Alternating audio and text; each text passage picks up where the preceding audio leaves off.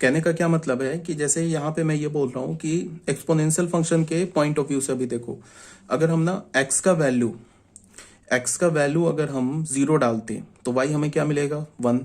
तो लॉग में क्या हो जाएगा, x is equal to one पे वाई जीरो मिल जाएगा। अब तुम ऐसे बताओ, अगर हम एक्स को ना पॉजिटिव में इंक्रीज करते जाते हैं तो वाई क्या हो जाएगा, लेस देन वन होगा। एक्स को अगर हम पॉजिटिव में इंक्रीज करते हैं, मतलब एक्स का value one two three four ऐसे करके बढ़ाते जाते हैं, तो वाई क्या हो जाएगा, जीरो के क्लोज आने लगेगा। मतलब वाई किसके अप्रोच करने लगेगा, जीरो को। अब उल्टा देखो, यहाँ पे जब एक्स को जीरो करेंगे ना, यहाँ पे एक्स को जीरो करेंगे तो वाई क्या होने लगेगा, ग्रेटर देन पॉजिटिव होने लगेगा। यहाँ पे ऐसे ही हो रहा था ना, फंक्शन का कर्व तो ऐसा ही था ना। यहाँ पे देखो, ये हमारा है ना y is equal to one upon two to the power x का कर्व। यहाँ पे क्या हो रहा था कि जब हम x को बढ़ा रहे थे ना पॉजिटिव में जीरो के बाद, तो y क्या हो रहा था, घट रहा था। यहाँ पे उल्टा हो जाएगा, y बढ़ेगा। देखो y बढ़ रहा है कब, जब x को पॉजिटिव इन्फिनिटी की ओर ले जा रहे हैं तो y बढ़ रहा है। अब यहाँ पे क्या हो जाएगा, जब y को पॉजिटिव इन्फिनिटी की ओर ले जाएंगे ना, देखो y को हम पॉजिटिव इन्फिनिटी की ओर ले जा रहे हैं तो x का वैल्यू कहाँ जा रहा है, जीरो की ओर। क्यों, बिकॉज यहाँ पे क्या हो रहा है कि जब हमारा x पॉजिटिव इन्फिनिटी की ओर जा रहा है तो y क्या हो रहा है, y कहाँ जा रहा है, जीरो की ओर। इसमें उल्टा हो जाएगा लॉग में। यहाँ पे क्या होगा कि जब x जीरो की ओर जाएगा, कब, जब y पॉजिटिव इन्फिनिटी की ओर जाएगा। देख लो, x को तुम जितना जीरो की ओर ले जाओगे ना, y उतना ही पॉजिटिव इन्फिनिटी की ओर जाएगा। अब यहाँ पे देखो, अगर तुम x को माइनस इन्फिनिटी की ओर ले जाओगे इस फंक्शन में, तो y क्या हो जाएगा, पॉजिटिव इन्फिनिटी की ओर जाएगा। अगर तुम x को इधर बढ़ाओगे तो y क्या होता जाएगा, ऊपर जाता जाएगा, पॉजिटिव इन्फिनिटी। अब लॉग में उल्टा हो जाएगा, यहाँ पे क्या हो जाएगा, x अगर पॉजिटिव इन्फिनिटी की ओर जाएगा तो y क्या हो जाएगा, माइनस इन्फिनिटी की ओर जाएगा। देख लो, x को तुम इधर बढ़ाते जाओगे तो y नीचे घट घट के क्या होता जाएगा, माइनस इन्फिनिटी की ओर चला जाएगा। तो लॉगरिथमिक फंक्शन, एक्सपोनेंशियल फंक्शन जो है ना, वो जस्ट एक दूसरे का इनवर्स है। तो जैसे हमने अभी केस 2 में बोला, वैसे केस 1 में भी तुम देख सकते हो। केस 1 में क्या है हमारे पास, केस 1 में यही है ना, y is equal to a to the power x है। इसमें हमने क्या बोला, a is greater than one. तो इसका कर्व हमें कैसे मिला, ऐसा मिला है ना कर्व। और यहाँ पे हमने y is equal to log x to the base a ले लिया। यहाँ पे हमने a को ग्रेटर देन वन लिया है, यहाँ पे इज ग्रेटर देन वन। तो लॉग का कर्व हमें कैसा मिला है, ऐसा मिला है लॉग का कर्व। ठीक है, ये वन है, ये वन है।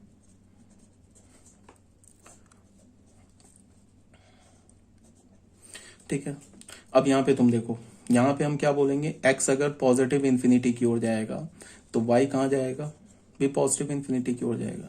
तो यहाँ भी क्या हो जाएगा, x अगर पॉजिटिव इन्फिनिटी की ओर जाएगा तो y भी पॉजिटिव इन्फिनिटी की ओर जाएगा। देख लो, x को जितना बढ़ाओगे, x को तुम जितना बढ़ाओगे, उल्टा मैंने कर्व ड्रॉ कर दिया, ये उल्टा ऐसे कर्व होगा, ये कर्व नहीं होगा,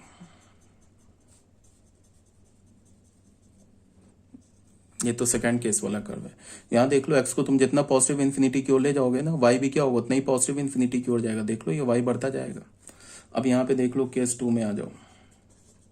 यहाँ पे हमने क्या बोला, a जो है हमारा 0 से 1 के बीच में। ठीक है, अब इसके बाद क्या है कि हमने क्या ले लिया, y is equal to a to the power x ले लिया। यहाँ पे कर्व, तो इसका कर्व हमें कैसा मिल गया, ऐसा मिल गया कर्व।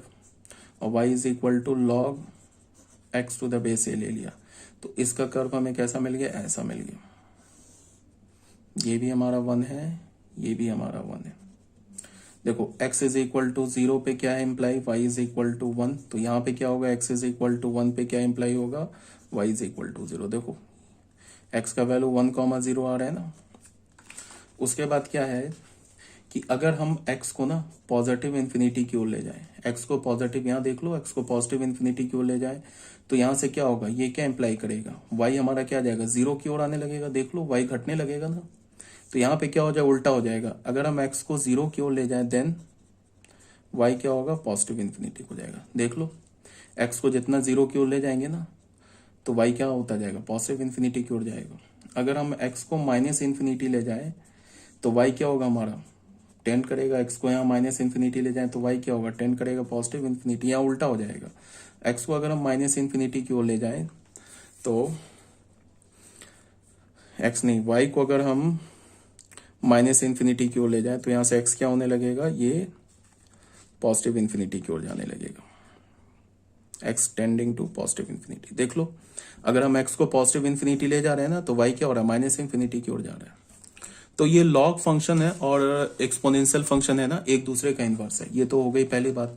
दूसरी बात क्या है कि तुम ऐसे देखो कुछ चीजों को, मान लो कि हमारे पास ना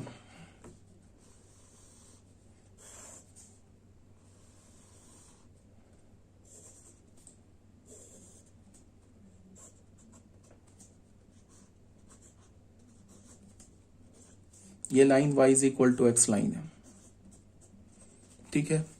अब ये y is equal to x line पे क्या है कि अगर तुम कोई भी पॉइंट ले लो अल्फा कॉमा बीटा, यहां पे ले लो अल्फा कॉमा बीटा, और ये y एक्सिस को तुम y is equal to x line को एज अ मिरर इमेज मानो, मिरर मानो, प्लेन मिरर मानो। तो इसका तुम अगर इस पॉइंट का तुम अगर मिरर इमेज लोगे ना y is equal to x पर, तो इसका कोऑर्डिनेट मिरर इमेज कितना कैसे होगा, इस पॉइंट का दूरी यहां से परपेंडिकुलर डिस्टेंस उतना ही दूर आ जाओगे, ये पॉइंट इसका मिरर इमेज होगा। तो इसका जो कोऑर्डिनेट हो जाएगा ना, वो बीटा कॉमा अल्फा हो जाएगा। जैसे हमने लिया ना यहाँ पे कोई भी पॉइंट, ये पॉइंट मान लो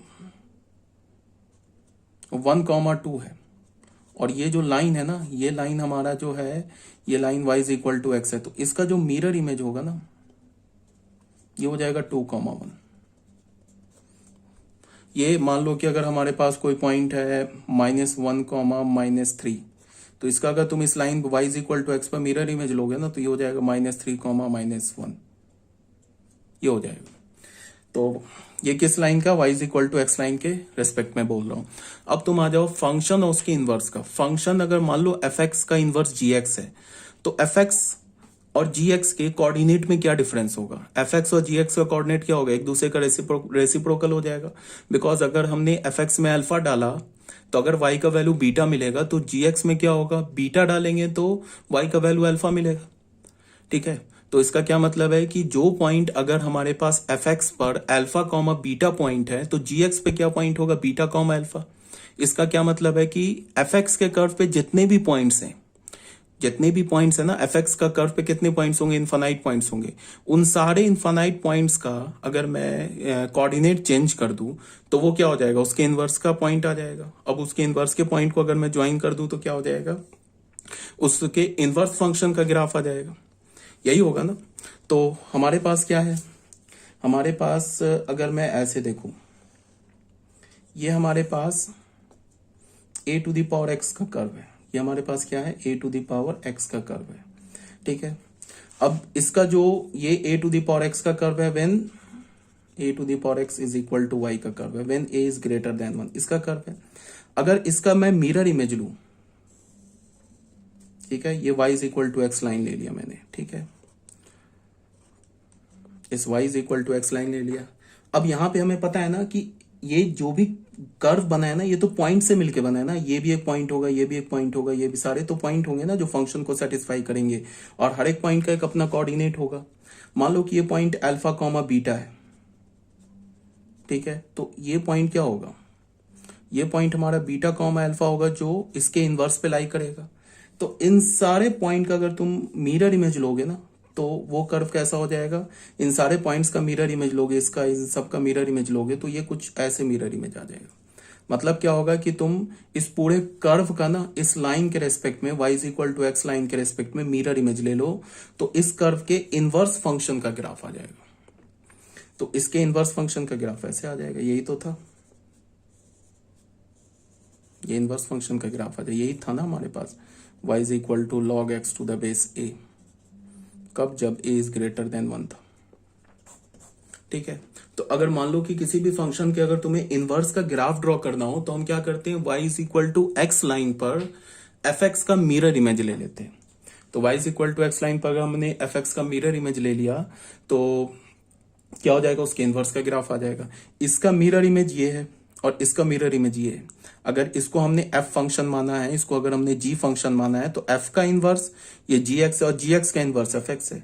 तो अगर तुम fx का, तुम इसके कर्व का तुम y is equal to x line पर मिरर इमेज लोगे, तो gx का कर्व आ जाएगा, और gx कर्व का अगर तुम y is equal to x line पर मिरर इमेज लोगे, तो fx का कर्व आ जाएगा।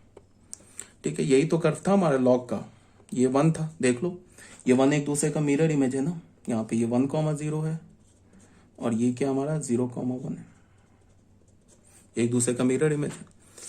तो यही कर्व था ना हमारा लॉग का, when base is greater than 1। अब क्या है कि फिर हमने ऐसे बोला था ना, y is equal to f x is equal to log x base a. यहाँ पे हमने क्या बोला, a is greater than 0 less than 1, एक तो ये बोला, और ये बोला y is equal to f x is equal to a to the power x। ये भी एक दूसरे का क्या हमारा इनवर्स है, ये भी एक दूसरे का इनवर्स है। तो मैं अगर इसका हमें ग्राफ पता है तो इसका ग्राफ तो इजिली मिल जाएगा हमें, बस कुछ नहीं करना, y is equal to x पर मिरर इमेज ले लेना है। इसका कर्व का क्या होगा, ऐसा होगा ये, यहां पे हमने y is equal to x line draw किया,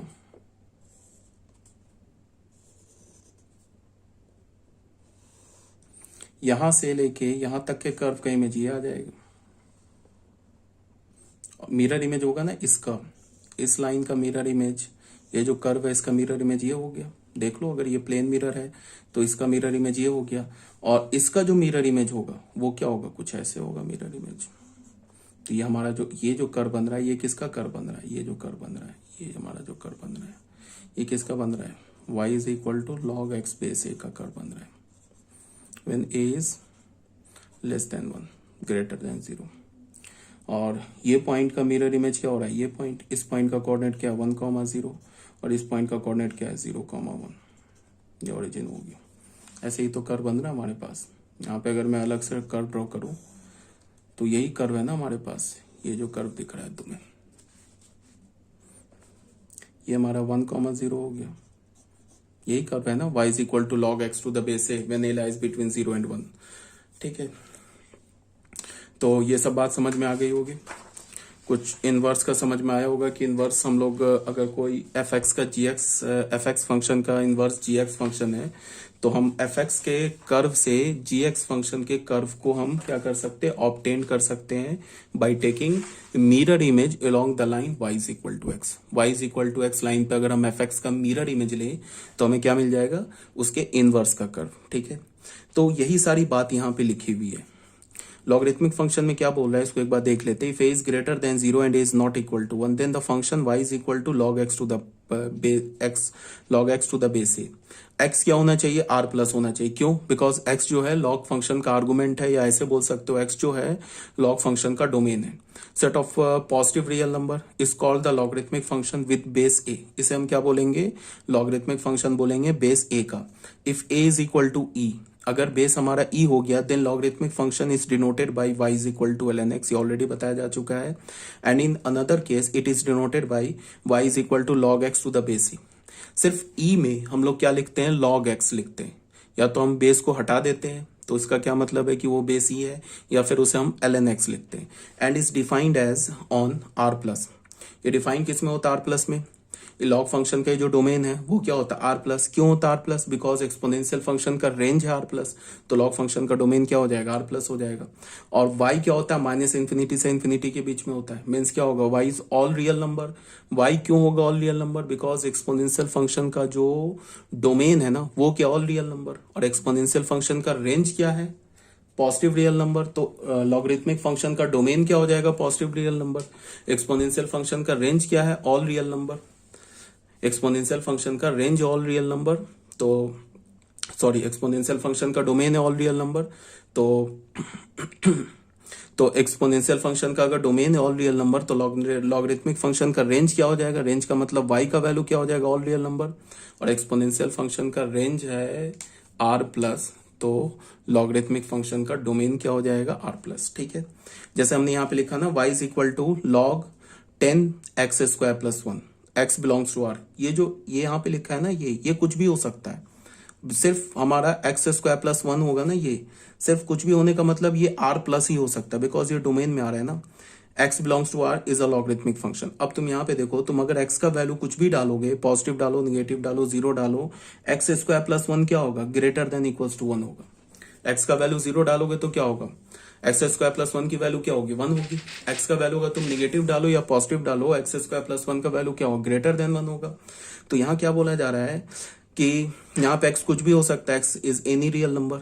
अगर कोई भी रियल नंबर डालोगे तो एक्स स्क्वायर प्लस 1 तो हमारा पॉजिटिव ही होगा ना। और लॉगरिथमिक फंक्शन का डोमेन क्या है, r plus, positive real number.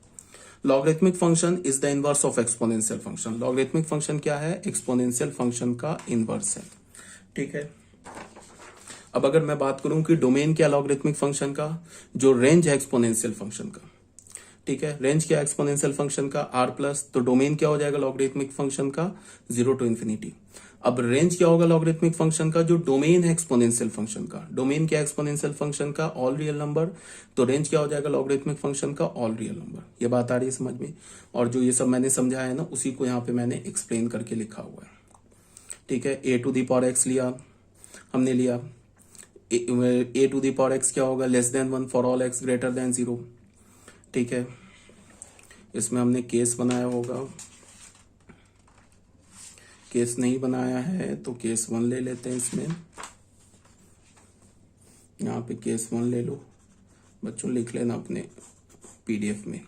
Case 1 ले लिया, केस 1 में हमने क्या बोल दिया, ए को ग्रेटर देन 1 बोल दिया, ठीक है। तो ए को ग्रेटर देन 1 बोला तो ये सब एक्सपोनेंशियल फंक्शन का लिखा हुआ है, उसी का इनवर्स हमने यहाँ पे लॉग फंक्शन निकाल लिया। जैसे देख लो, a to the power x हमारा क्या होगा, अगर हमने केस 1 में ए को बोल दिया ग्रेटर देन 1 बोल दिया, तो ए टू द पावर एक्स क्या होगा, लेस देन 1 होगा, for all x less than 0।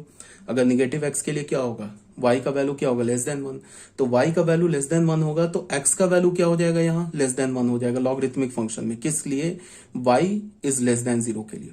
यहाँ पे y क्या हमारा है, लेस देन 1 है ना, y हमारा क्या आ रहा है, y हमारा है लेस देन 1, तो x क्या हो जाएगा, लेस देन 1।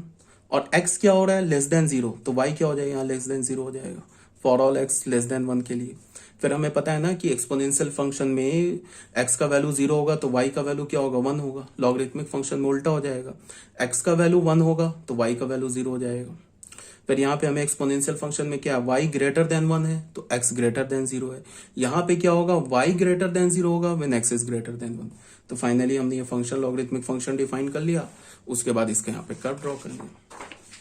देख लो, यही कर्व बताया गया है कि इसका मिरर इमेज ले लो, a to the power x का मिरर इमेज ले लोगे तो ये हमें क्या मिल जाएगा, log x to the power base a का कर्व मिल जाएगा।